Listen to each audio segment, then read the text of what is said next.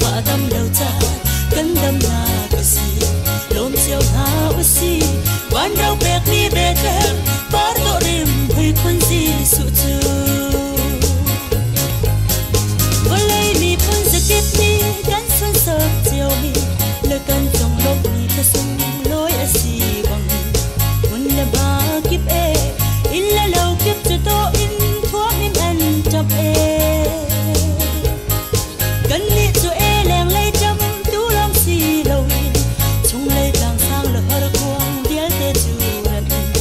Messiah Giêsu bên nước cha chung lấy nên giống chấm in thuốc trên ha oxy Hallelujah Bethlehem par do rim hui kun tol lên chiếc chia lên rim hui ta tu pa lấy cha là lung quay mi cha lúc nắp bằng par do rốt le phá tâm đầu cha cân đâm na